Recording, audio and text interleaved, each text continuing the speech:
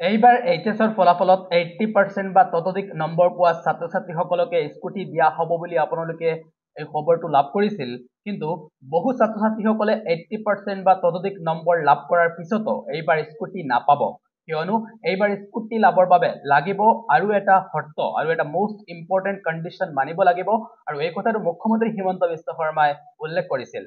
এই শৰ্ত সবিস্তাৰে আপোনালোকক জনাব বিচাৰো। ভিডিঅ'টো একেবাৰে শেষলৈ চাই থাকিব, আৰু যদি চেনেলত প্ৰথমবাৰৰ বাবে আহিছে তেনেহলে সাবস্ক্ৰাইব কৰি ৰাখিব, যাতে এনেধৰণৰ জৰুৰী আৰু সঠিক ইনফৰমেশ্যন সদায় লাভ কৰিব পাৰে।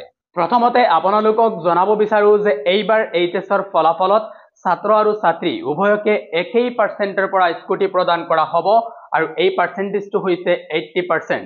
অৰ্থাৎ এইবাৰ এইচএছৰ ফলাফলত যিসকল ছাত্ৰ আৰু ছাত্ৰীয়ে 80% বা ততোধিক নম্বৰ লাভ কৰিছিল, অকল সেইসকল ছাত্ৰ আৰু ছাত্ৰীক অসম চৰকাৰে ডক্টৰ বাণীকান্ত কাকতি বঁটাৰ অধীনত স্কুটি প্ৰদান কৰিব। আৰু এই বৃহৎ ঘোষণাটো অসম চৰকাৰৰ তৰফৰ পৰা কৰা হৈছিল।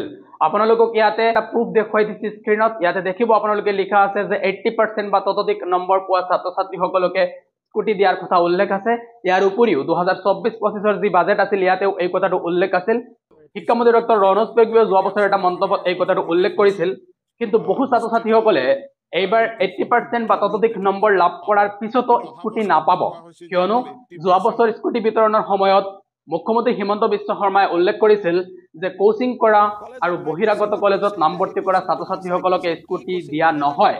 ইয়াক লৈ এক বিতৰ্কৰ সৃষ্টি হৈছিল যোৱা বছৰ, আৰু শেহতে সকলোকে যদিও স্কুটি দিয়া হৈছিল, কিন্তু লগতে কোৱা হৈছিল নেক্সট টাইম অৰ্থাৎ এই বছৰৰ পৰা স্কুটি লাভৰ বাবে অসমৰ যিকোনো এখন কলেজত নামভৰ্তি কৰাটো বাধ্যতামূলক। অৰ্থাৎ অকল আপুনি স্কুটিৰ কাট অফ মাৰ্ক 80% বা ততোধিক নম্বৰ পালেই স্কুটি নাপাব। স্কুটি লাভৰ বাবে অসমৰ যিকোনো এখন কলেজত নামভৰ্তি কৰিব লাগিব।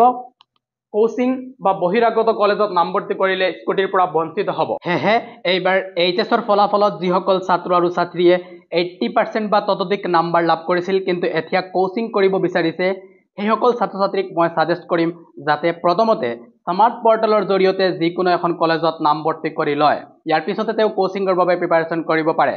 ইয়াৰ উপৰিও যিসকল ছাত্ৰ ছাত্ৰীয়ে 80%তকৈ কম নম্বৰ পাইছে কিন্তু কোচিং কৰাৰ ইচ্ছা আছে, সেইসকল ছাত্ৰ ছাত্ৰীও যাতে যিকোনো এখন কলেজত স্মাৰ্ট পৰ্টেলৰ জৰিয়তে নামভৰ্তি কৰি ৰাখে। হয়তো কিবা কাৰণত এই যে 80%ৰ কাট অফ মাৰ্ক যিটো কোৱা হৈছে এইটো সলনি কৰা হ'ব পাৰে। যিদৰে যোৱা বছৰ কোৱা হৈছিল ছাত্ৰ আৰু ছাত্ৰীক 75%ৰ পৰা স্কুটি দিয়া হ'ব, কিন্তু শেহতে দেখা পোৱা গৈছিল যে ছাত্ৰীসকলকে 60%ৰ পৰা স্কুটি দিয়া হৈছিল। এইদৰে হয়তো এইবাৰো 80%ৰ যি কাট অফ মাৰ্ক কোৱা হৈছে ল'ৰা আৰু ছোৱালীৰ বাবে, এই নিয়মটো সলনি কৰা হ'ব পাৰে।